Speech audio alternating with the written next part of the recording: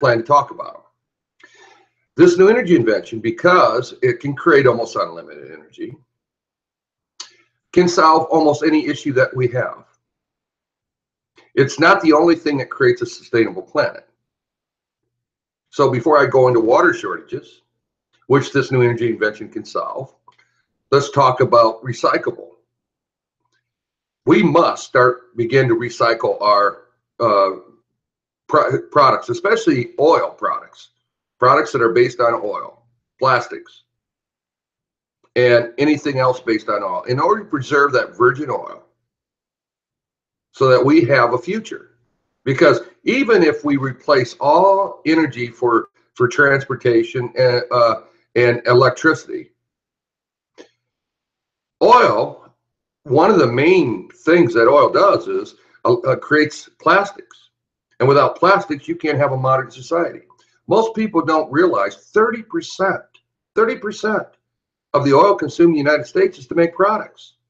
And without those products, without plastics, we can't have a modern society. And 7.4 billion people cannot survive on this planet without a modern society. I mean, look around at everything anymore. Everything. Look at a grocery store. Look at your home. Look at the computer you're on. Look at your phone. It's plastic. We have no good replacement for oil for plastics. Hemp. But I'd rather smoke hemp than I would grow it to make plastics. And also, we could never, ever grow enough hemp to make plastics to replace oil. That's impossible. You know, I may not be the greatest speaker in the world, but I'm a hell of a great inventor. I've invented something that has eluded the world up till now. We have nothing that can generate alternative energy that makes any sense whatsoever. Wind and solar intermittent energy is a joke. I continue to tell you it's a joke. It's a complete joke. Look at the last broadcast. They go into it a lot more detail. You can't count on it. You know, they market it by capacity. You can't never get rid of the old infrastructure because you can't count on the wind blowing or the sun shining. Capacity. 2/3 of the time there's no sun, so that means that capacity you got to deduct 2/3 of it. Days it causes havoc, and then on rainy days, and then in the winter, heck, the sun don't shine most of the time. So the idea that you got a 1 megabyte or a megawatt solar capacity, really you probably got 10% of it by the time you get done, and then you got cogeneration. Because you can't use it without cogeneration, our batteries. Imagine we're on our world on batteries. I know Elon Musk thinks he's some hero or something, but that's a joke. Actually, everything Elon Musk stands for, it's kind of a joke. Solar City doesn't make any sense. Electric cars been around for a long time. I don't know where anybody thinks he's a visionary.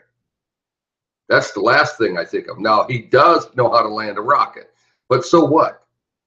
That's not sustainability of the human race. What is he solving? Well, we're all excited over landing a rocket. I'm talking here about the sustainability of the human race. Now that's important. About cleaning up our planet. About taking care of our home so we have a home to live in instead of admiring landing a rocket. Or a hyperloop, which he got from the bank teller. These are not visionary things, folks. Our building an electric car, which we built electric cars, my God, 70, 80 years ago. And how are you going to power that electric car? The new energy invention I created has the ability to generate unlimited energy without consuming resources. Now that's visionary, because that is something that is absolutely necessary for the sustainability of the human race. Matter of fact, without it, everything else is a moot point. So I don't know where people are getting these bright ideas about visionaries and these things, but they're not true. Let's talk about water shortages a little bit. Only 2.5% of the water in the world is fresh water. Only 1% of it is easily accessible. 1.2 billion people lack accessible water. Water causes diseases and kills 3.4 million people around the world every year.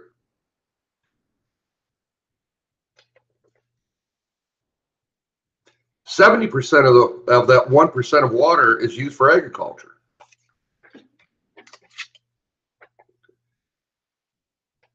$700 million people today lack clean drinking water in 43 countries.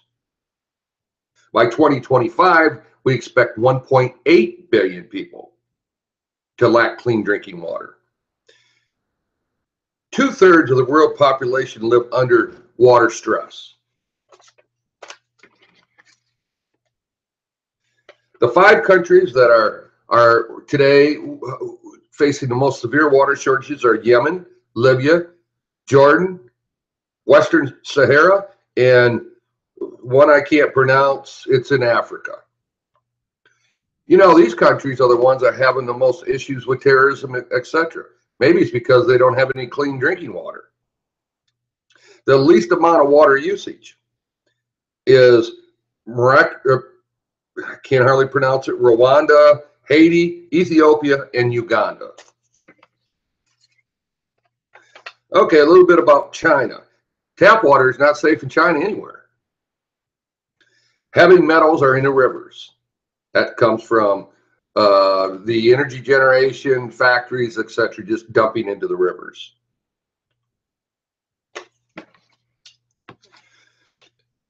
Underground water, 80% unfit for drinking or bathing. No, you know they're still doing it, but it's unfit for it. So, you know, it's just horrible for the Chinese people. China, water pollution, chemical dumping, industrial chemicals, agricultural waste, urban wastewater, in other words, your sewage right into the rivers. Over 1/2 rivers are unfit for human even to contact. Now, you know, China may end up with a country that nobody can live in because they're trying to, you know, create the most economic development in the world. My God, they're ruining their land. They're making it unfit for the people to even live. It's got to come to an end. India, same issues as China when it comes to water. You know, India's also had 2 dry years. 330 million people face the most polluted, most pollution in the country. It's crazy what I'm reading here. Almost 900 million people below poverty. And that's due to lack of energy, lack of fresh water, pollution. All these things need to be stopped. They need to come to an end. This new energy invention has the ability to solve all that. And, you know, I picked on a few of them, and I talk about water shortages. But, you know, this is going to go on all over the world. You know, we have water shortages in Africa just because of lack of power, energy, etc. We have water shortages in Brazil only because they've polluted the water so bad there. California, just because of the drought that we had, now they've replenished some of the water. England's talking about water shortages in the future. There's places all over the world. Australia's got water shortages. You know, China's crisscrossed their country with water canals in order to try to bring water to the different places. So now that we talk about all these things about water pollution, 40% of the people that live on the planet live close to the ocean.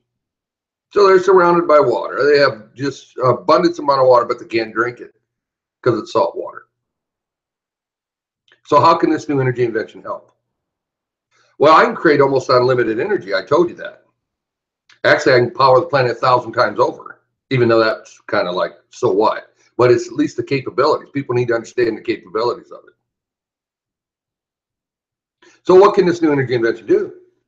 Well, my gosh, we can power desalination. You know why people don't have desalination around the world? Because the cost of energy is too much. So they just don't have it. You know, Saudi Arabia has desalination plants for almost all their water usage. It's because they waste a heck of a lot of oil for it. A lot.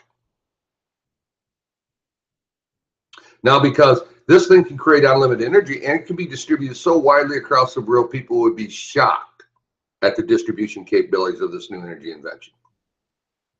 We can power desalination plants everywhere around the world. Every major populated area, and there's many of them. I told you 40% of the population live close to the oceans. Now that's fine. Let's say we do that. Well, then we have to get rid of the brine, and there's a lot of brine with desalination. You know, San Diego has run some desalination, and they let the brine go right next to the coast, and it's kind of ruined the coastline. That brine has to be intermixed with a great deal of water for it to be normal, because otherwise it's too much concentrated along the shorelines. So what would we have to do? Well, you know, all these ships that are carrying oil today, they're not going to be needed, because once this new energy invention comes on board, we're going to power our vehicles by HH2, probably our electric, our water, our compressed air. So we could take a lot of these ships and use them as for brine, and at the desalination plants along the coast, we would fill them up and we'd take them out to sea a little bit. We could power those ships by hydrogen also, by the way. And then we could unload the brine out to sea and then bring the ship back in and continue. And we could do that for desalination plants all around the world. And we could bring in enough fresh water where there would be fresh water for everybody. And we wouldn't have to throw the ships away that have been hauling oil. We can reuse them. We could create an abundance amount of water, clean drinking water, for everybody on the planet to never ever go thirsty, all the agriculture, everything. And by the way, the rivers that are flowing to the oceans today, we could keep them back a little bit with those dams and hopefully provide fresh water inland. You know, there's a lot of things that are possible with unlimited energy.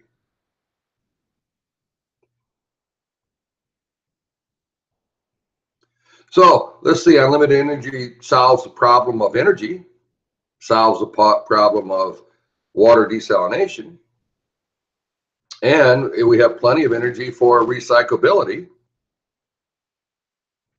and about anything that could be imaginable.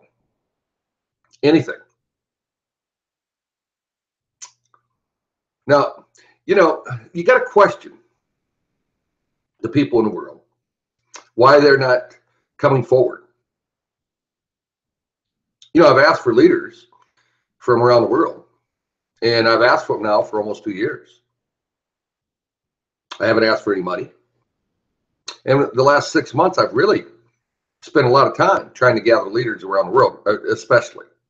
But for the last 2 years, I've been informing the world. But the last 6 months, I've been asking for the leaders to step forward. They need to step forward if we want to have a sustainable planet. The longer this goes on, the more stuff, for one thing, is just going to have to be torn out. All these wind turbines are going to say is a complete joke compared to what I've developed. All the solar panels don't make any sense. You know, all the wind and solar, you need batteries. That's crazy. And also, if it's not on a grid level, you know, like for homes, it just, the only thing they're doing is wasted energy. And the reason being is the homeowner gets to take advantage of it, but the utility company on a cloudy day, it's got to send the same amount of electricity, because otherwise those gaps, when there gets cloud and the solar panels don't work in their house, and we don't have this type of an energy flow through their house, it blows circuits. And by the way, it blows transformers on the grid. I mean, these things are common sense, literally common sense. Now, this new energy invention, it does exactly what I say it can do. It actually is more powerful than I say. And the reason being is I don't want to shock people. But I've had to keep certain things back in order to keep the invention private. This is much more powerful than what I talked about. I'm so many leap years ahead of any energy generation out there that it's to discuss it is like us talking about the 1920s or something. I make all energy technology today, generation, look like child's play. And then, you know, the stuff I see them come up with, solar and wind, is really garbage. But even burning fossil fuels, creating an explosion to move something, doesn't make any sense whatsoever. This new technology is so dynamic, so many leap years ahead of anything that I've ever seen. You know, when I say I could generate 10,000 terawatts of electricity today, the world produces 6.6. I'd be willing to give the energy invention away if it wasn't true. I'm not 99% sure, I'm 100% sure of the capabilities of this new energy invention. I mean, I look at GE and Siemens and all these other high-tech companies when it comes to energy as children. Children. And I look at Elon Musk as no more a visionary than some kid that comes up with wild ideas. You know, I've invented something that's real, something that can power this planet. I can show India how to generate 1,000 terawatts of electricity. I can show China how to generate 1,000 terawatts of electricity. Terawatts, 24/7, not terawatt hours, terawatts. Today, China produces 1.1, and believe it or not, India produces about 1/3 of a terawatt. Hell, I can show Africa how, same way, more.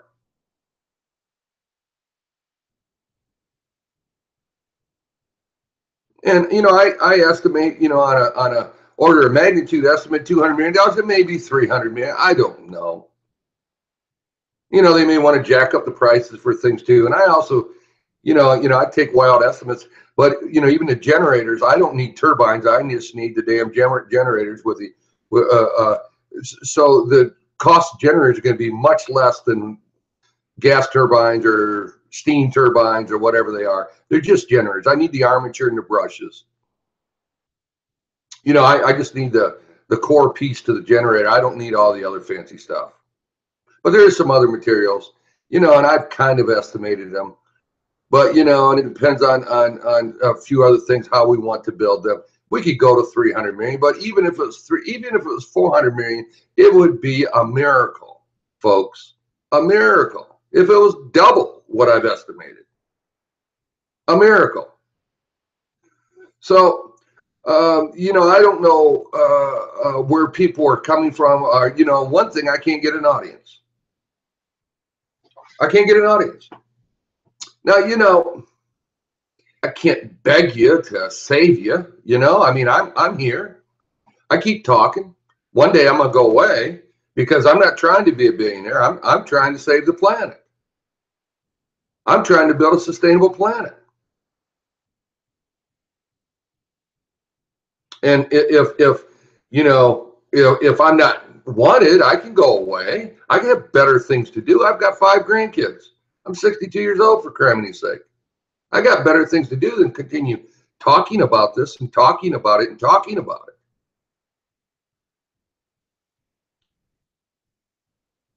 You know, I'm here and I continue to be here. I'm doing my best to bring it to the world in a very responsible way. It sounds like to me the world don't want it. Maybe you're fine. Maybe India's fine with medical masks. Maybe China's fine with medical masks. I don't know. Maybe you're fine with whatever you think you're marketing. And you know, the bad thing is, you know, like GE, they know about me, and they're hiding. I mean, shameful. And Siemens definitely knows about me too, and they're hiding. This is shameful. People don't understand. This is extremely shameful. I'm not trying to you know, I get on here and rant and rave. Well, I'm not really ranting and raving. I just think it's shameful. Real leaders that hear about this, they say, well, you know, everybody's got twists. Well, if why don't you show me if it's good for me, then maybe I will. It's good for mankind. It's going to change everything. The idea that someone's going to exploit this really is kind of silly, because it's going to change everything. Everything changes. Everything on the planet will change. All the priorities have to change. The wind turbine factory is closing down immediately once this is disclosed. Same with the solar. Solar panels are just the whole thing. Everybody will go just throw their hands up and say it's a joke. Coal plants, nuclear plants, dams. Believe it or not, this is much cheaper than dams.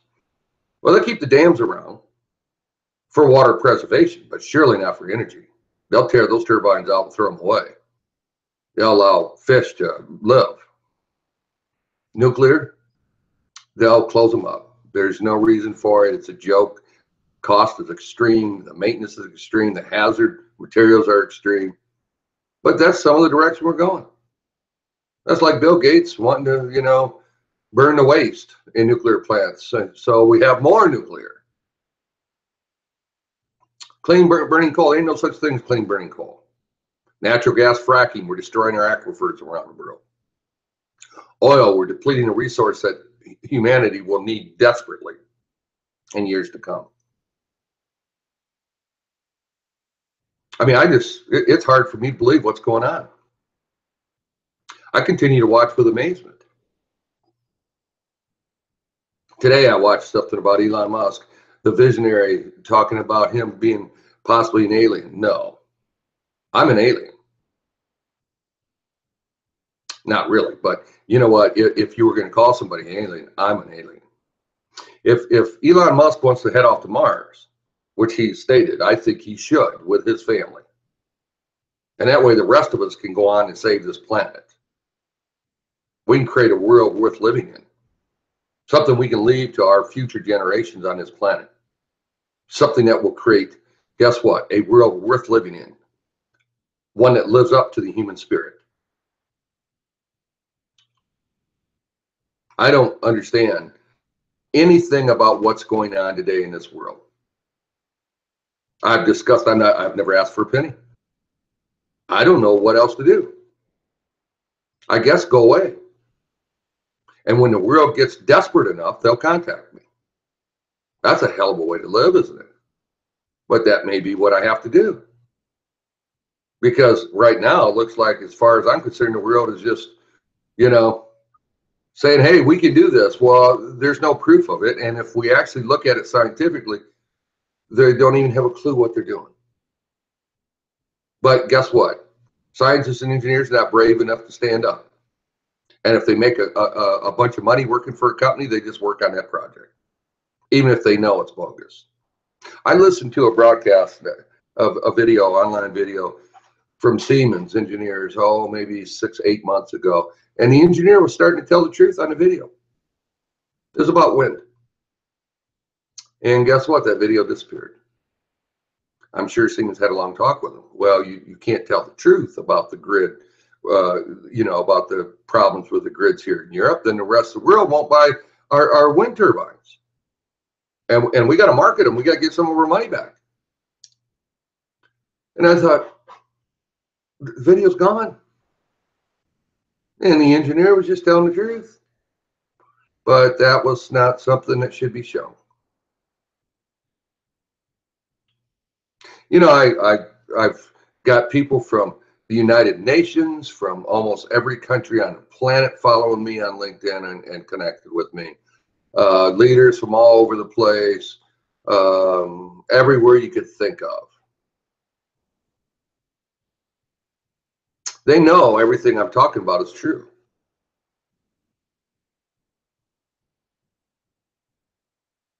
Every country's afraid. Oh my gosh, if we validate this new energy invention, then it's going to change the world. We don't know. Are we going to lose our footing? What's going to take place? You know, Well, we're going to create a sustainable planet. You'll be doing the right thing for your kids and grandkids and all future generations. It's going to disrupt the world. You're right. Matter of fact, I'm going to tear this world apart, because you know what? Right now, it's a fake world, and it's full of chicken shits that are sitting out there watching this video, knowing I'm telling the truth, and not doing nothing. Hiding, literally hiding in my eyes. I feel like they're in closets. I don't know how many more broadcasts I'm going to put out there.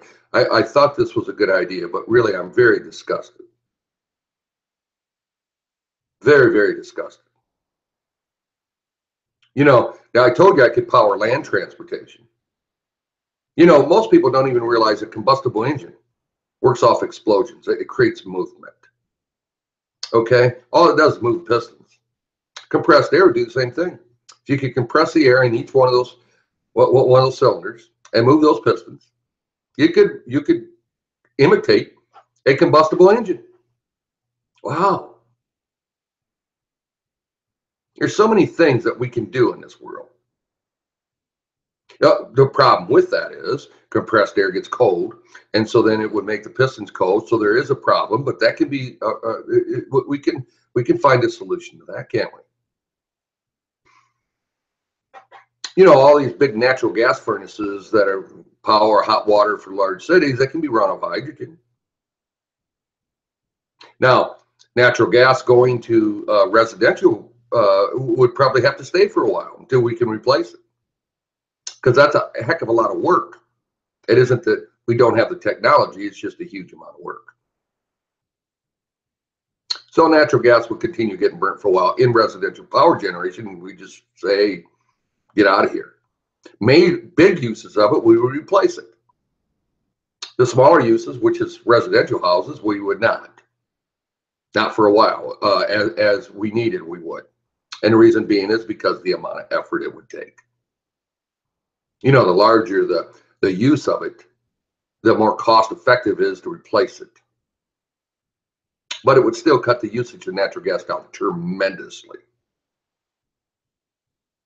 Airlines for oil, huge jet fuel, more than what people can imagine. Maybe 20% of the oil that is consumed for energy might be with airlines. Those big airlines take a lot of fuel. I worked for Marathon Oil Company for 26 years. I know a lot. Most people don't even, you know, population is so crazy, they don't even understand that big pipelines going to the big airports. Otherwise, we'd have trucks backed up for 50 miles trying to refuel those airlines. They're refueled by pipelines. You know, a big jet might take 10,000 gallons of fuel to go from one side of the country to the other. They go, oh my God, 10,000 gallons? Yeah, they take a lot of fuel. So we have to replace that. The technology to replace that, we ain't quite there yet. But, you know, UCLA has come up with a solution of taking water, electricity, and carbon and be able to create a liquid fuel.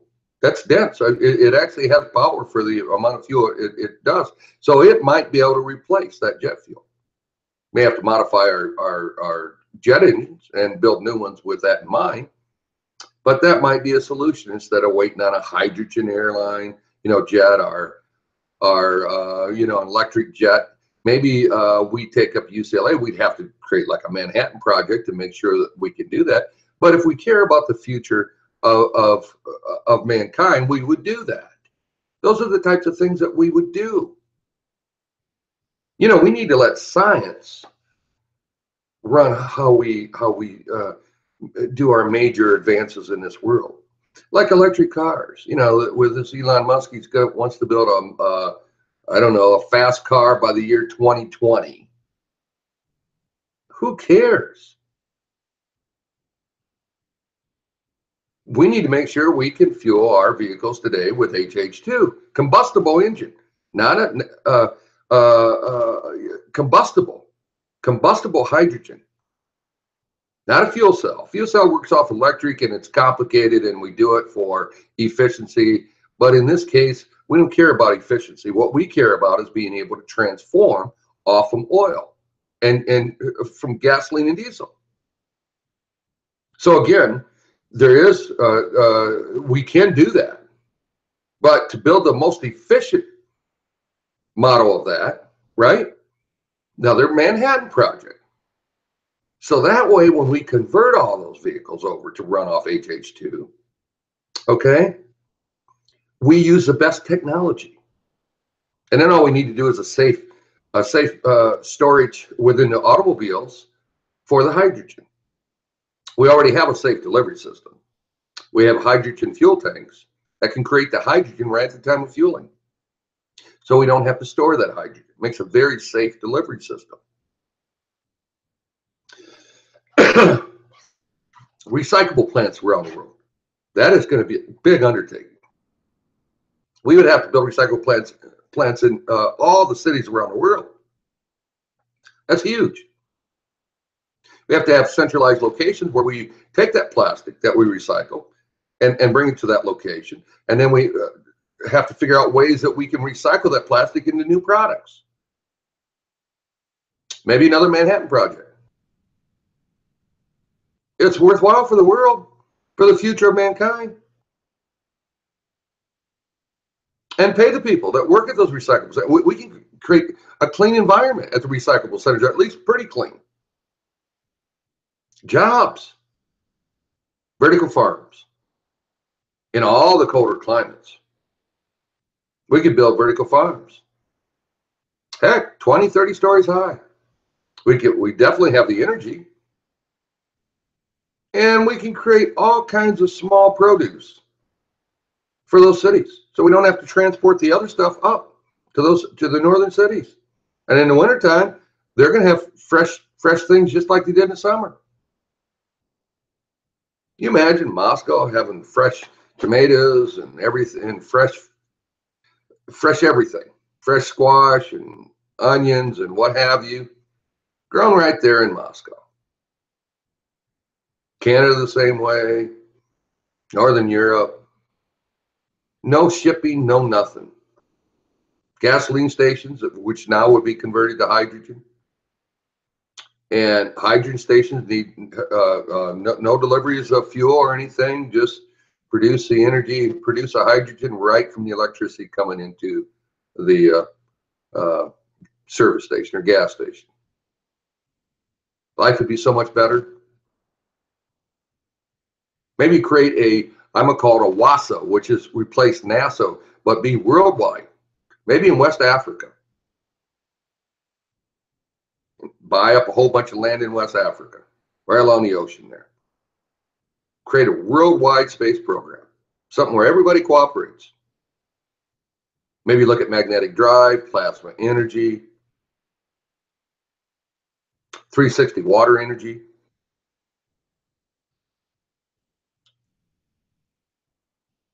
Real technology that will get us into space and keep us in space. While Elon Musk is in Mars, we'll figure out a true space program.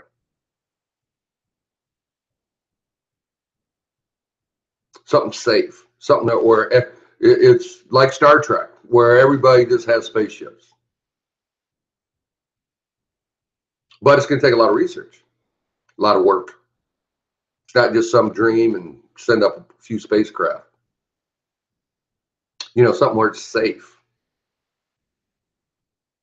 And real research, kind of like generating energy. You know, for 12 years, I didn't own a cell phone. I actually worked on research. Took 8 years to have a breakthrough of failures. You have to keep going, and you have to keep trying different alternatives, and you got to be a very good brainstormer. And by myself, if I would have had the right people brainstorming with me, it would have took half the time. So that tells all you engineers and scientists out there, you can discover what I did. It's just going to take a lot of work. You can't write reports and have cell phones and disruptions and everything else. I literally worked on research, period. I was devoted to it. I worked on it, and I solved it. 8 years, the first breakthrough. Then it went through 3 transformations, major ones, where now today it doesn't even look like what I first discovered.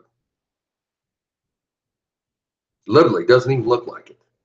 You wouldn't even know it was the same thing. Use the same philosophy, but you wouldn't believe that it's the same invention.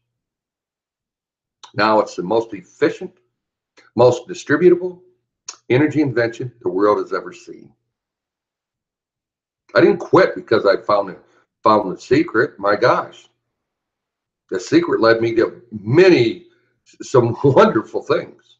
Made it efficient, made it widely distributable, unitized it, so we can use standard engineering. The only difference in engineering is the site location.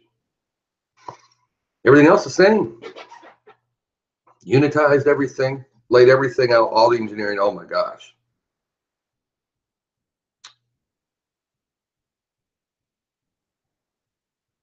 I don't know where this is going to lead to, but I'm here, and I am not afraid to talk about energy with anybody. I even created mock debates.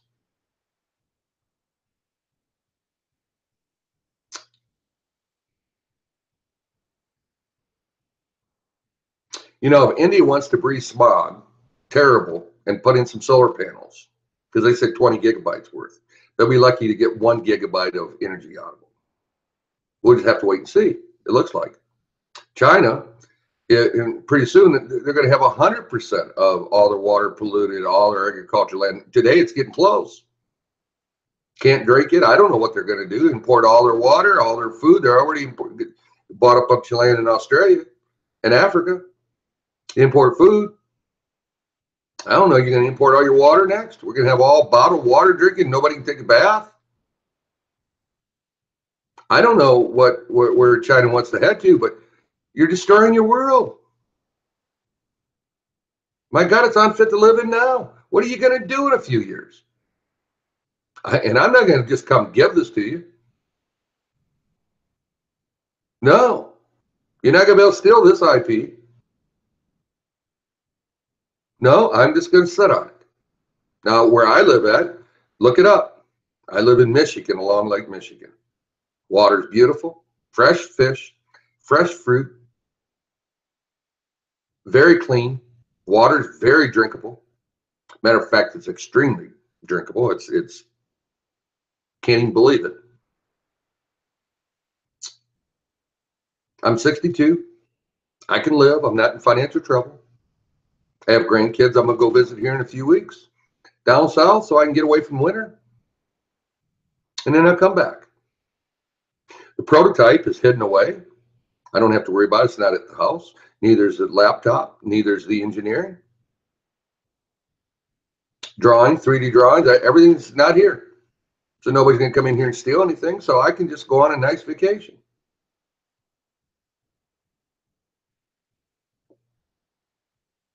Come back. Everything's the same. Fresh air like you would not believe. It's not hurting me. I'm trying to help you guys. I'm trying to help the world. I'm trying to make India's air clean. I'm trying to make China's air clean. I'm trying to give you all clean energy. Europe, you're underneath the stress from Europe, from Russia exploiting you with natural gas. That could all go away. No reason to fight wars over in Iraq and all that. It's crazy.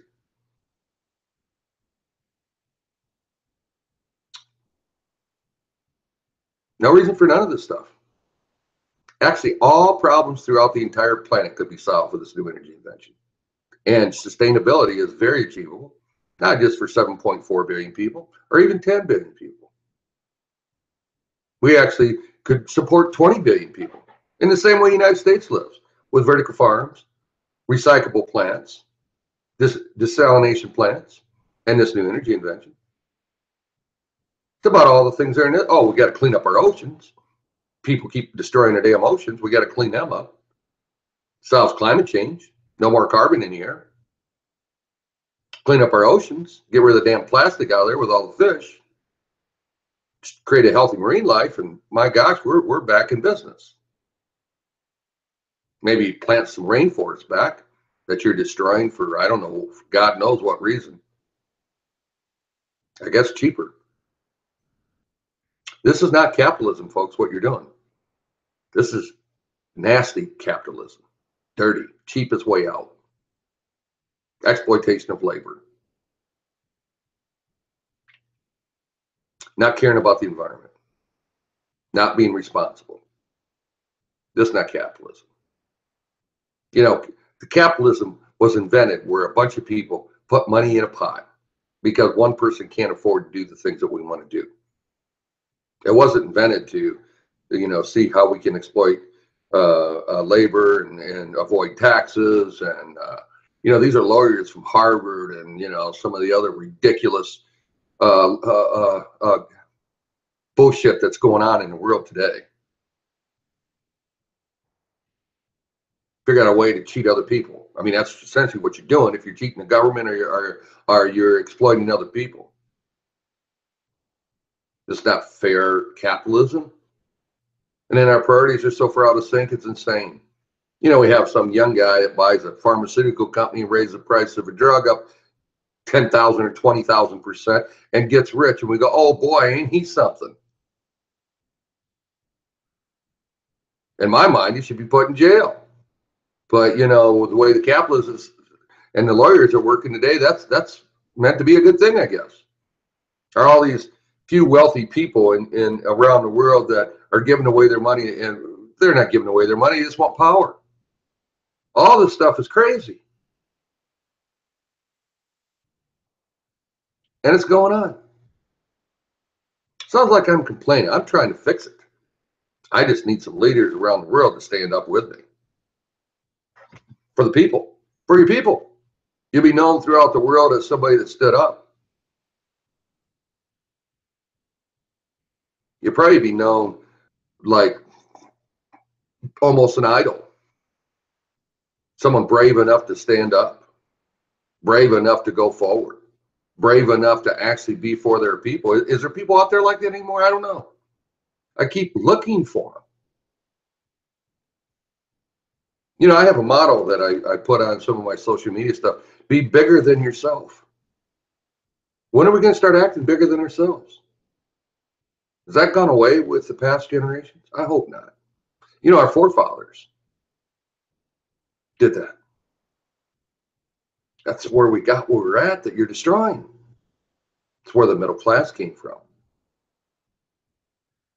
People brave enough to have national parks and highway systems and go to work, not for themselves, but for their country and for the world. China's willing to do anything for China, but here's the problem. The Chinese government is not saying, hey, enough. Quit allowing the Western democracies to come in and not care about the environment, because that's where all this is coming from. Cheap products. If you don't have to do this or that or the other, you can make products cheap. And then cheap labor on top of it. And almost cheap taxes too. And then have a middle company in offshore Virgin Islands somewhere or something, or that takes the profits and sells it to that company for just barely enough to make a profit and pay almost zero tax in the United States. Or Europe. Same thing's going on when they go to Europe and stuff. So nobody pays tax. Everybody's gaming the system. 22 trillion in debt in the United States. And Europe worse. Now who's going to pay that debt? This is monopoly money. You're doing all these things in the name of monopoly money, and you know it. But nobody's standing up for that neither. I guess if they did, the world would go broke, wouldn't it? I think the world should go broke. We start over with real democracy, real capitalism, where everybody is involved. You keep talking about a world economy, right? It's not a world economy. If it was a world economy, you wouldn't get away with doing what you're doing, country against country. that this wouldn't happen. I don't know. I'm bewildered by the reception I've gotten so far. You know, I talked to, again, the vice president of GE for 2 months on the phone, back and forth, emailing. Boy, I thought we're going to become partners. Nope. Afraid.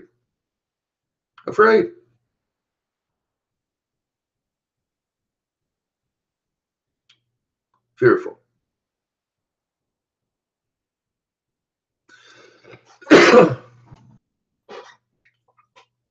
This is, you know, I'm glad I'm doing these types of things, even if I don't get anywhere, because when this new energy invention does come out, hopefully people will look back at what I'm talking about and think, oh my God,